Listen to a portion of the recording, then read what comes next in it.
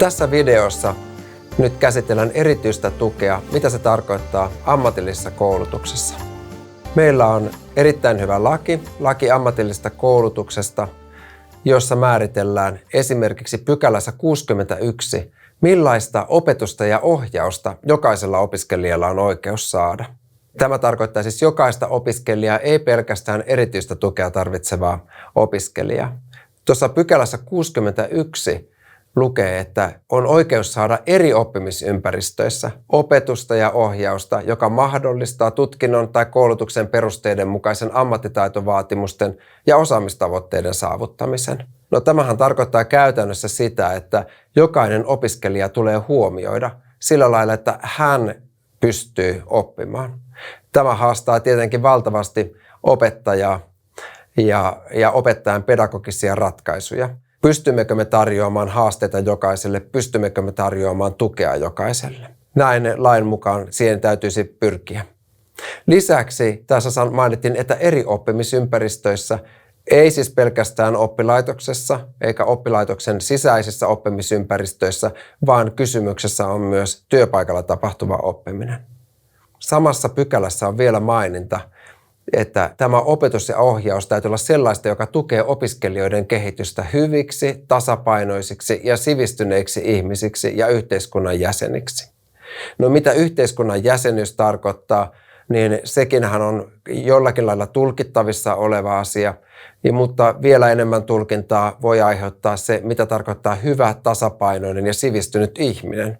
No, jokainen meistä pystyy varmaan kuitenkin aistimaan sen kokonaisvaltaisen ja ihmisläheisen hengen, joka tämän lain takana on.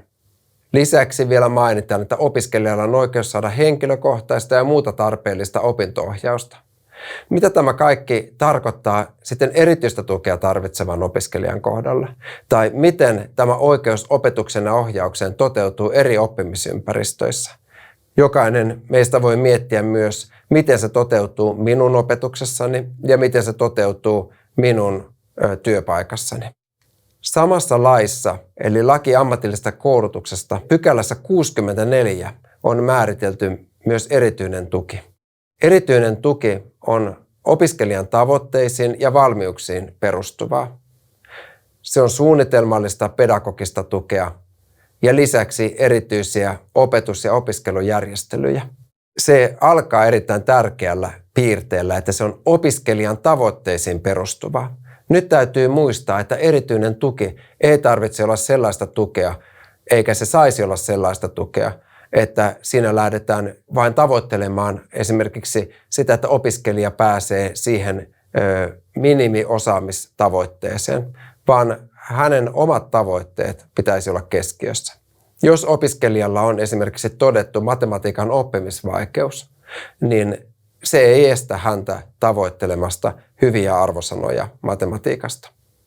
Mutta se haastaa oppilaitoksen järjestämän erityistä tukea, joka on opiskelijan tavoitteisiin sitoutuva ja perustuva. Tässä samassa pykälässä on maininta myös siitä, että se on suunnitelmallista pedagogista tukea. Suunnitelmallisuus on tärkeä ja lisäksi se, että me myös päivitetään niitä suunnitelmia. Ja pedagoginen tuki tarkoittaa sitä, että se on oppimista tukevaa se erityinen tuki. Lisäksi meillä voi olla erityisiä opetus- ja opiskelujärjestelyjä. Yksi esimerkki voi olla vaikka kevennetty lukujärjestys jollain opiskelijalla, tai me voidaan tehdä opetusjärjestelyjä, joilla me mahdollistetaan opiskelijan oppiminen vaikka toisessa oppimisympäristössä. No kuka on oikeutettu erityiseen tukeen? Eli kenelle ja miksi erityistä tukea järjestetään? Samassa pykälässä, eli laki ammatillisesta koulutuksesta, pykälä 64, määritellään se opiskelija, jolla on oikeus erityiseen tukeen. Jos opiskelijalla on oppimisvaikeus, vamma, sairaus tai muu syy, jonka vuoksi hän tarvitsee pitkäaikaista tai säännöllistä erityistä oppimisen ja opiskelun tukea ja tutkinnon tai koulutuksen perusteiden mukaisten ammattitaitovaatimusten tai osaamistavoitteiden saavuttamiseksi. Tämä määritelmä lähti liikkeelle tällä listalla siitä, että minkälaisia haasteita opiskelijalla voi olla, oppimisvaikeus, vamma tai sairaus. Mutta sitten tulee mielestäni kaikista tärkein asia, että siellä on myös joku muu syy. On hyvin tärkeää, että opiskelija saa varhaisessa vaiheessa tukea. Silloin kun tuen tarve ilmenee, niin siihen pitäisi pystyä reagoimaan mahdollisimman nopeasti, ilman että me lähdetään ensimmäisenä selvittämään, että mistä tämä haaste johtuu. Onko taustalla joku sairaus, onko siellä taustalla joku vamma tai joku oppimisvaikeus. Saattaa olla, että tämmöiseen tutkimiseen menee niin paljon aikaa, että siinä on nyt kerännyt tapahtua peruuttamattomia tai vaikeasti korjattavia oppimisen haasteita tai vajeita. Sitten seuraava kohta oli, että hän tarvitsee pitkäaikaista tai säännöllistä tukea. No pitkäaikaisuus, sekin on kyseenalaista, kuinka pitkäaikaista on, mutta silloin siinä ei ole sitä säännöllisyyskriteeriä. Ja säännöllisyydessä taas ei ole välttämättä se pitkäaikaisuuskriteeri olennainen.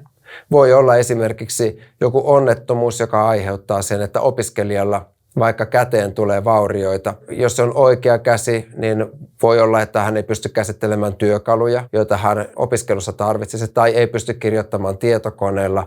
Saattaa olla, että hän tarvitsee ehkä 2 kuukauden ajan erityistä opiskelun tukea.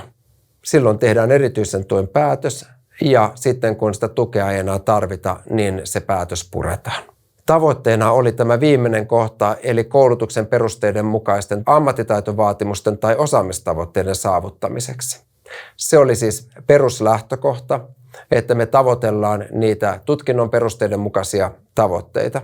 Sitten jos niitä tavoitteita ei oikeanlaisella riittävällä tuella saavuteta, niin sitten lähdetään miettimään mukauttamista. Kuitenkin jo edellisessä diassa oli maininta siitä, että mitä se erityinen tuki on ja mihin se perustuu, niin se oli niihin opiskelijan omiin tavoitteisiin. Niin nyt muistetaan se, että vaikka meillä on nämä tutkinnon perusteiden mukaiset tavoitteet, niin kuitenkin myös opiskelijan omat tavoitteet. Se motivoi opiskelijaa. Ja sitten vielä erityisen tuen tavoitteena on edistää opiskelijoiden kokonaiskuntoutusta, ja tämä tehdään yhdessä kuntoutuspalveluiden tuottajien kanssa yhteistyössä. Eli tässä me huomataan, että koululla tai oppilaitoksella on paljon myös ulkoisia verkostoja, joita hyödynnetään siinä tuen järjestämisessä. Erityistä tukea voidaan perustutkintojen lisäksi myös järjestää ammatti- ja erikoisammattitutkinnoissa. Erityisen tuen prosessi lähtee liikkeelle erityisen tuen tarpeen tunnistamisesta. Tunnistamista voi tehdä moni, esimerkiksi opettaja tai opiskelija itse voi tulla kertomaan tuen tarpeestaan. Me voidaan saada myös ammatilliselle toiselle asteelle tieto perusopetuksen puolelta, siirtotietoja siitä, että opiskelija tarvitsee tukea, eli siirtohoiksi. Ja lisäksi meillä voi olla oppilaitoksissa omanlaisiamme seulajärjestelmiä, joilla me voidaan kartoittaa esimerkiksi oppimisvaikeuksia. On tärkeää tunnistaa erityisen tuen tarve mahdollisimman aikaisessa vaiheessa, että saadaan ripeästi tehtyä päätös erityisestä tuesta. Erityisen tuen päätöksen jälkeen me kirjataan tarvittava tuki ja sen toteuttamismuodot HOKSiin, eli henkilökohtaiseen osaamisen kehittämisen suunnitelmaan. Se on erittäin tärkeää, että siellä HOKSissa näkyy, minkälaista pedagogista tukea opiskelija tarvitsee, jotta esimerkiksi matematiikan opettaja voi omassa opetuksessaan sitä tukea toteuttaa. Kun erityistä tukea on toteutettu, niin on tärkeää säännöllisesti arvioida sen erityisen tuen toimivuus. Jos me todetaan, että opiskelija ei saavuta niitä tavoitteita, jotka tutkinnon perusteissa on määritelty erityisestä tuesta huolimatta, niin silloin voidaan lähteä keskustelemaan mahdollisesta mukautuksesta ja siitä prosessista. Mutta aina on tärkeää yrittää mahdollisimman monipuolisesti järjestää erityistä tukea. Eli jos me todetaan, että tämä tuki on ollut hyvää tai siinä on ollut jotain korjattavaa, niin me päivitetään sitä tukea.